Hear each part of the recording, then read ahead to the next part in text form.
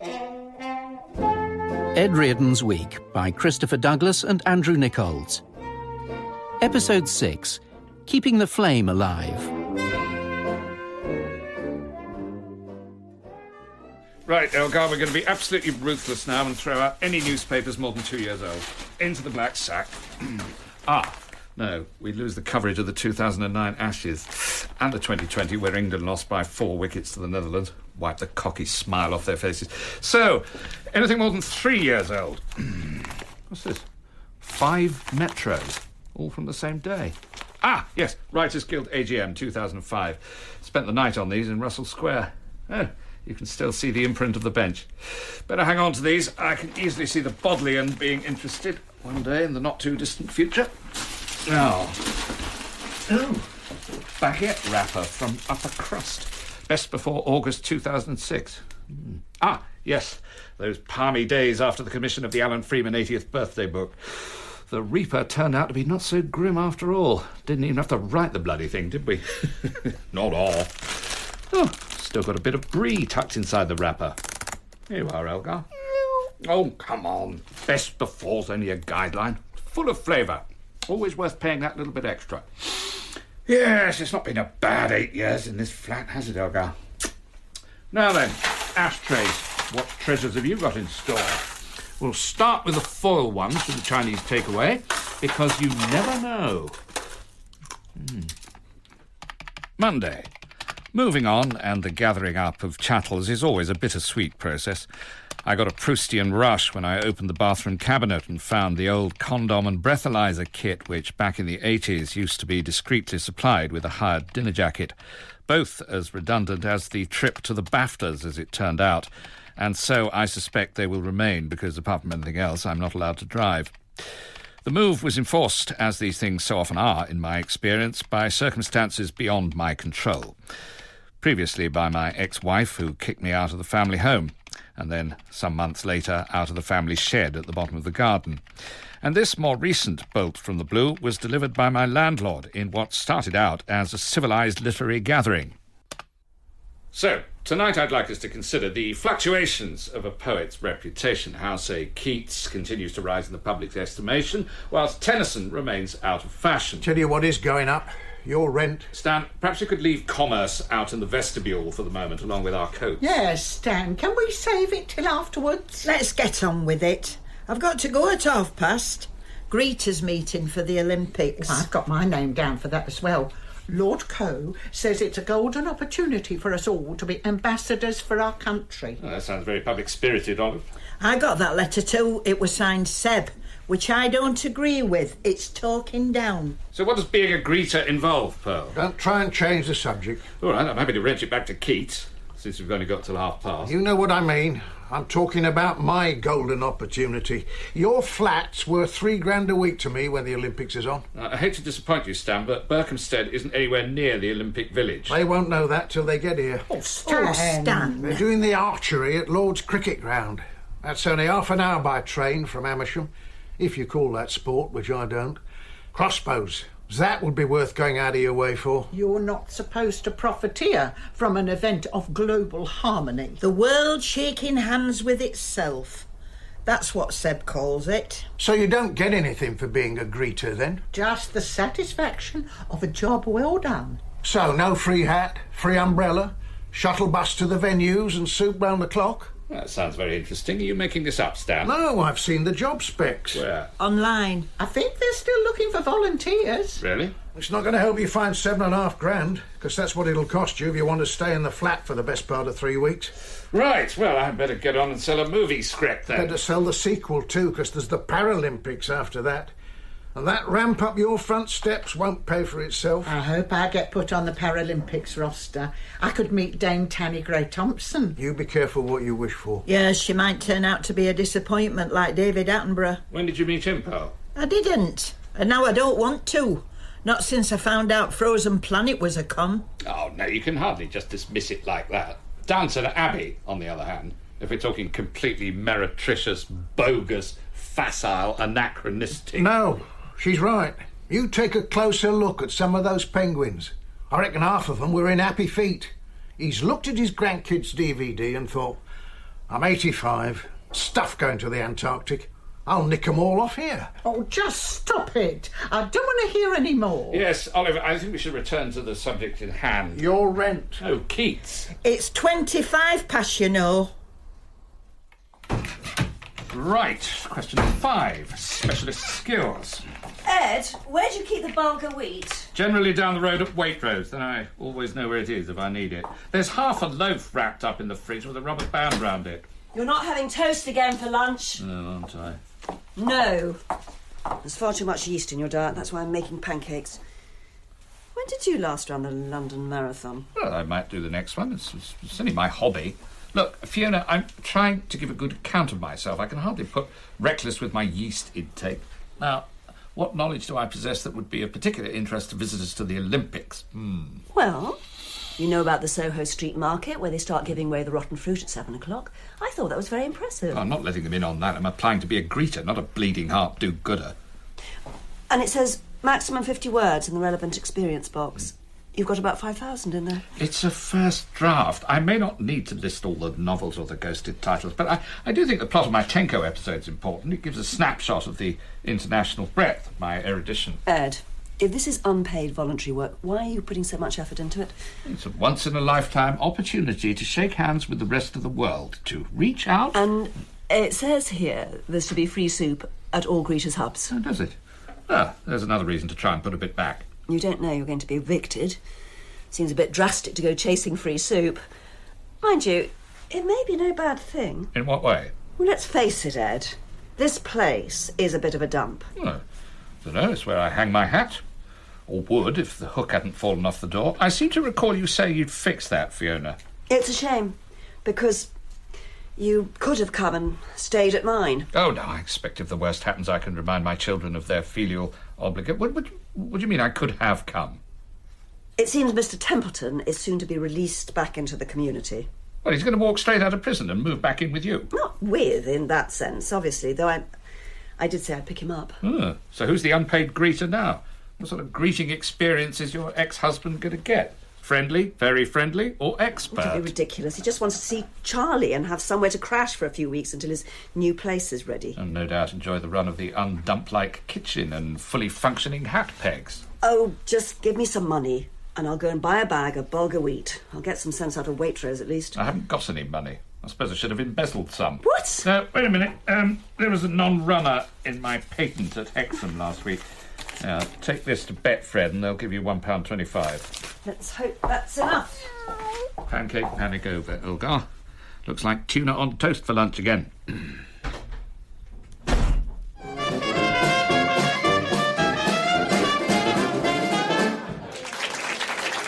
Thank you very much. I'm Jazz Milvain, and coming up after the intermission, a sneak preview of the theme to my forthcoming movie. My forthcoming award-winning movie, that is. And you heard it here first. Babes in the Pool. A fitting tribute to the spirit of international cooperation in this most Olympic of years. Back in 5. Hey, a minute for every linked ring. Yeah, hang about. Nobody said nothing to me about cooperation. My running order says Tiger Rag, win the Saints, then home. Yeah. Feet up in front of a roaring missus. Is she still roaring in Vietnamese, Cliff? She's picking up the rudiments. Can order an Indian, that's all you need. That and don't bother with the bag of salad. Right, here are the dots for the Babes theme, specially composed by Vangelis. Is that Dick Vangelis? But it's full of terrible Cockney accents. Someone's been watching Mock the Week again. No, it's not. Babes is a Brit pick shot through with all the sophisticated comedy we do so well. I sense the word feel-good about to creep in. Ah, yes, here it is, written above the very first bar. Allegro feel-goodo. Not sure it's possible to convey that on a jug. Hey, is it going to be like Calendar Girls where they get their bums out? It's a feminist fable about our 1976 women's swimming team. Feminism. It was everywhere then. Yeah. Stand up for a bird on the tube. Next thing you got a Doc Martin right in your ghoulies. Yeah. Something of a chauvinist exaggeration, Frank. In my story, the girls go on strike and refuse to wear their swimming costumes in training because everything's run by men. So they do get their bums out. No, not all of them. Dame Judy, for example, doesn't. Also, Bob Hoskins, although he did offer. Consummate professional. Well, my bum, if anyone's interested, is not going anywhere near the £3 seats at the multiplex. £3? When was the last time you went to the pictures? I seem to recall enjoying Kes, a Brit pick worthy of the name. Watch your social realist mouth, Reardon. You want to be nice to me. Oh, believe me, I was being. The government's throwing a lot of money at this project, and there's a book of the film needs writing to tie in with the royal premiere. Ooh, look at Ed's toes twitching in his sandal. When you say a lot of money, do you mean the usual 6 weeks' work for £250, followed by another 2 months accommodating asinine criticism? No, we need it turning round a lot faster than that. Now, we all up to speed with Vangelis. Getting there, Jazz. Hey, why aren't you answering my email? Shush. No, I'm so not providing transport for them. What if they turn the limos upside down and set fire to them? Then where am I? So that's a no Persephone without a little hat on the O. Bye, bye, bye. Only 3 buys, that'll show up. Honestly, Ed, this rioters choir is totally doing my head in. They're so up themselves. Gareth Malone's bent over backwards for them. He's gone to Tottenham and Croydon to rehearse with them, places nobody wants to go to. And they still expect chauffeuring to the gig. This is presumably Her Majesty's Diamond Jubilee. No, the premiere of Babes in the Pool. Though we're still hoping to borrow her barge for it, or the new royal yacht if it's ready in time. Well, in the real world that some of us still inhabit, This could not be realer, Ed. there's a looming issue of homelessness to address. Yeah, and they want hotels too. All the exposure's gone to their heads. You know, they're on telly so much they couldn't nick enough flat screens to watch themselves. Ping, I did ask you to post a notice on the agency website asking for a room for an award-winning single gentleman. More charity. Who's that? That would be me. I find myself embarrassed over my rent. Oh, no need to be embarrassed about renting, Ed. Loads of people are doing it. Look at Wills and Kate. They don't own that place. Young, dumb, and living off mum.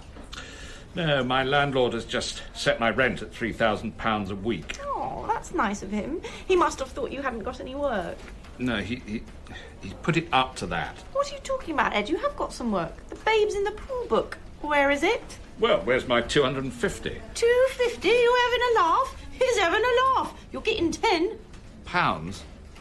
All right then, but I'll need it up front. 10 grand. Oh, but if you want to do it for 10 quid. No. But you see, this is all news to me.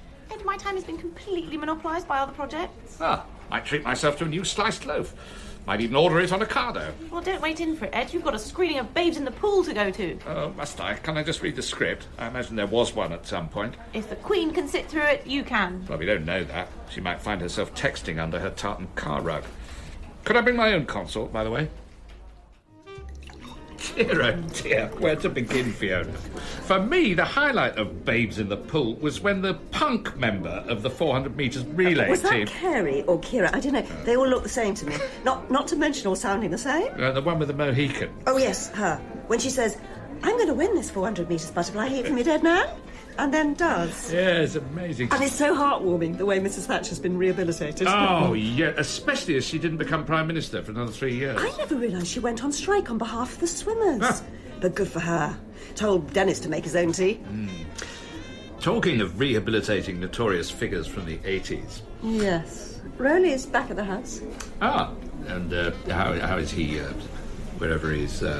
Wherever he's what? Well, I don't know, sleeping. I mean, is he coping with the light not being on all the time? I suppose so. He's in the room above the garage. Oh, good. Look, he says he's going to South Africa. When? When he's sorted things out with Charlie. So he's waiting for him to get up, is he? Do you expect that to be any time this month? How's the book of the film going, Ed? Oh, pretty well, you know. Have you started it yet? I've started spending the money. It's what's paying for this agreeable meal. I know it can't compare to the sumptuous candlelit dinner in London's West End. Rowley just wanted to say thank you to me for putting him up. I meant when Ray Fiennes tries to get the butterfly team to defect to East Germany. So when did Rowley take you out? Last night. To the new Tuscan place in Mayfair the Sunday newspapers are going on about. 2 Italians in a row, then. Snap. Would you like to split that last dough ball? No, you have it. All right. Wednesday, or in the novelisation of Babes in the Pool, the day of the swimming finals in the 1976 Olympics, which also happened to be a Wednesday, as I've made it my business to inject some much-needed accuracy into this feel-good farrago. The British women have successfully thwarted the attempts to put polonium in their pina coladas, 2 more anachronisms there, and are about to embark on their final assault on the podium. I, too, am going for gold, not merely the £10,000 that is my delivery fee, but also my rightful place in Fiona's affections.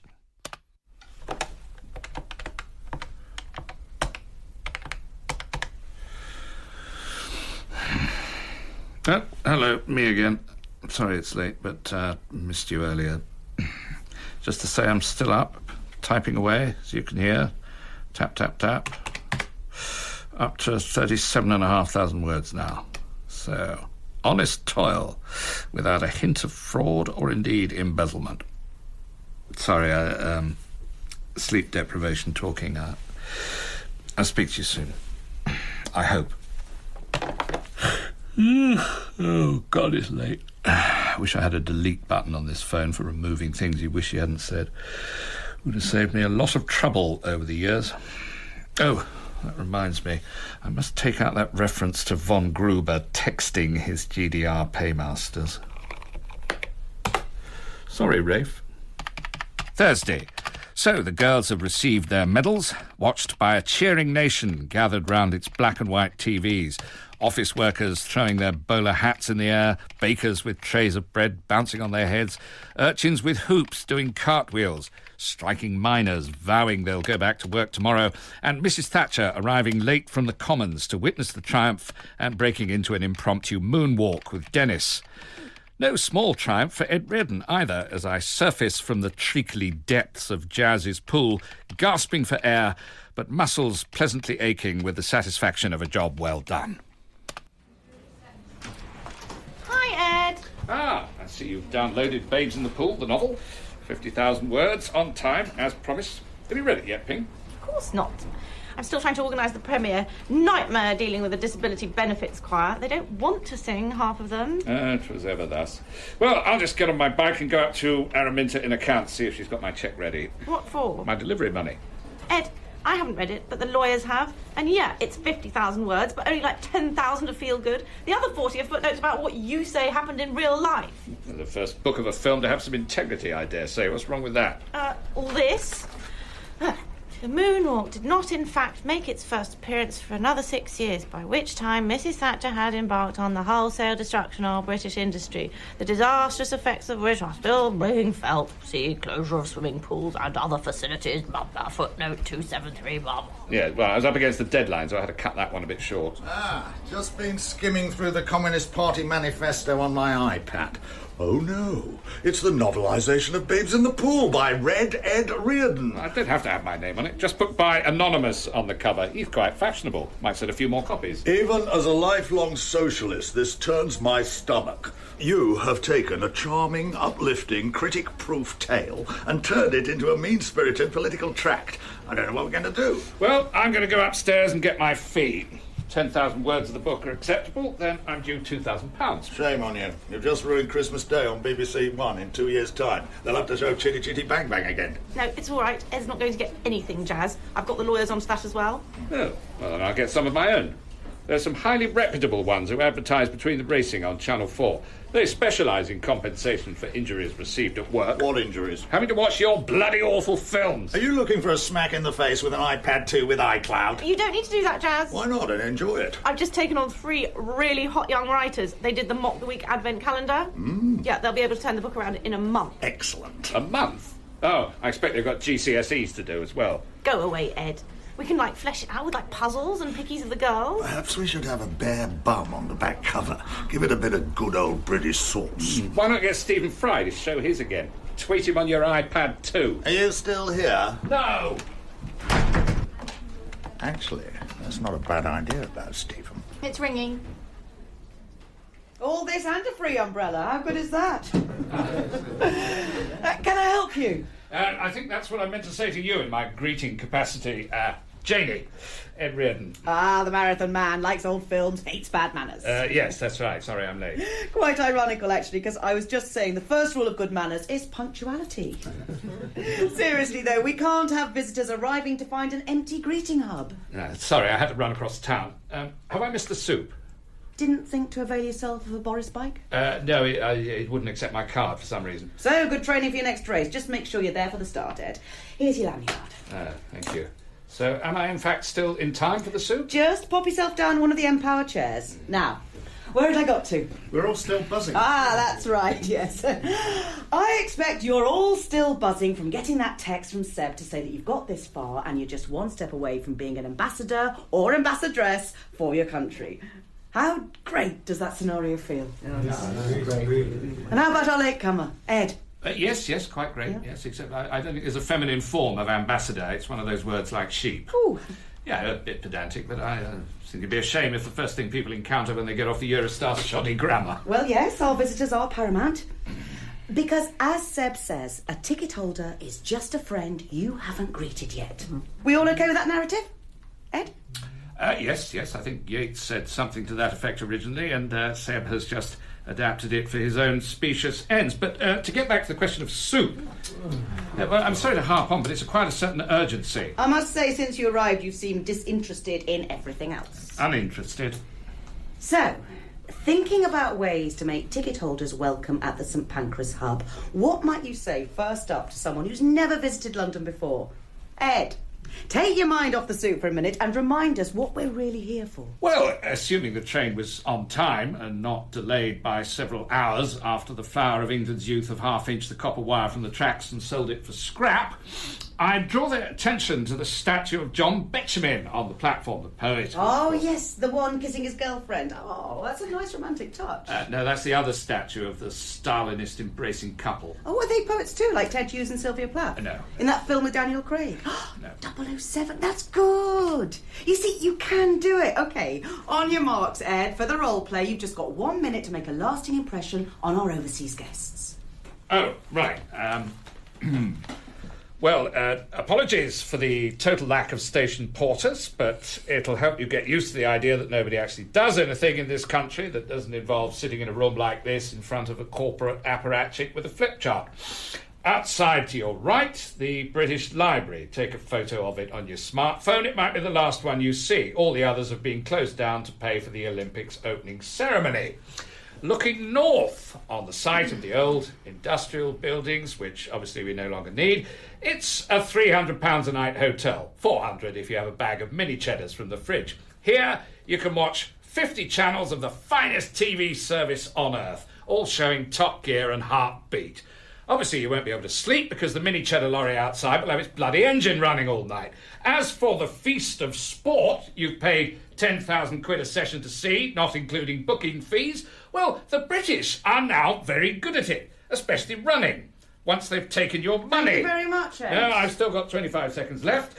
I haven't prepared the visitors for being told to pop themselves in various waiting areas where they'll be left unattended indefinitely. Fallen ill?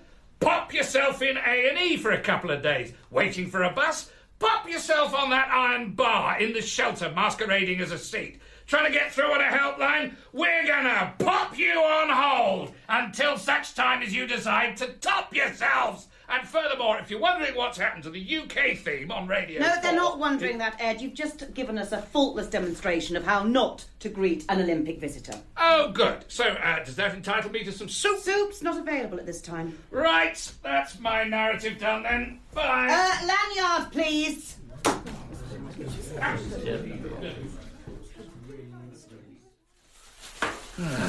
Would you believe it, Elgar? 2 dozen foiled trays, not even a hint of leftover spring rolls. What are the odds against that? Yeah, I know you're hungry. I'm hungry too. You should have thought about that before you decided to become a failure. Stan, you let yourself in. I did. It's my place. Yes, I know, and I'm being evicted. There's no need to rub it in with the F word. Well, how have you ended up like this? That's what I want to know. I mean, look at me. Paid off my mortgages, a fat pension, portfolio of properties and a caravan at Caister Sands. Static, with a fence round it. How come you know so much stuff that doesn't make you any money?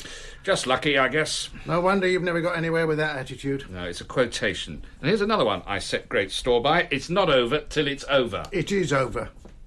Front door key, please.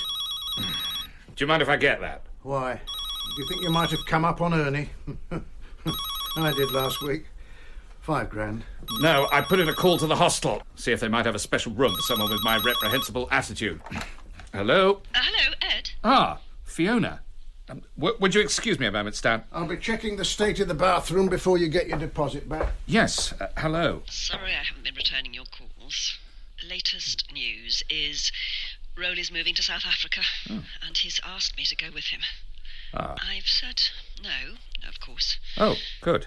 You don't sound too happy with your decision, though. No, it's the right one. What I'm not sure about is him taking Charlie with him. Well, he's young. It's a big country. It'll be the making of the boy. Do you think so? Oh, yes. I mean, what are they, 5 hours ahead? That's another half-day's lie-in.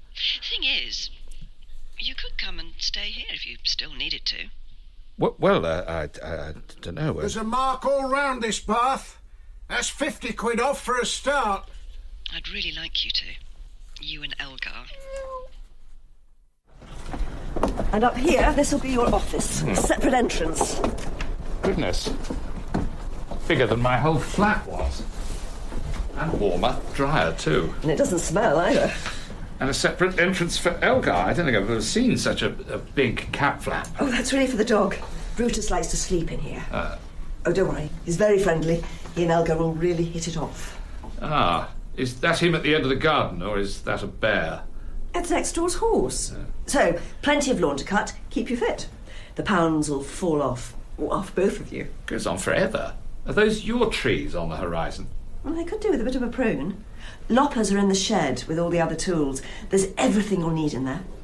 And what's that beyond the trees? That's just Russia, is it? No, still sorry. It's not the back of beyond, Ed.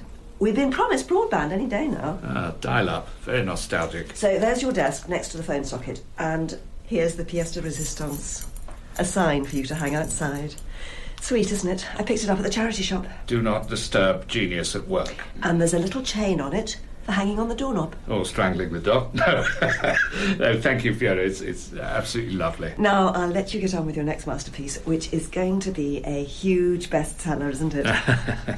And I'll call you when it's time for lunch. How does tabbouleh sound? Excellent. Remind me what it is again.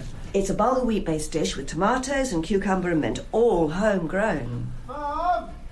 Is that a customised ringtone? I do hope so. Mom! No, it's Charlie. He must have had second thoughts. Oh, there's the thing. Oh, this is such a result. Now you'll be able to get to know each other properly. Hooray! All my favourite boys with me. You, Charlie, Elgar and Brutus. Mom! Right, I'd better go and cut some extra mint. Bulk up the tabbouleh.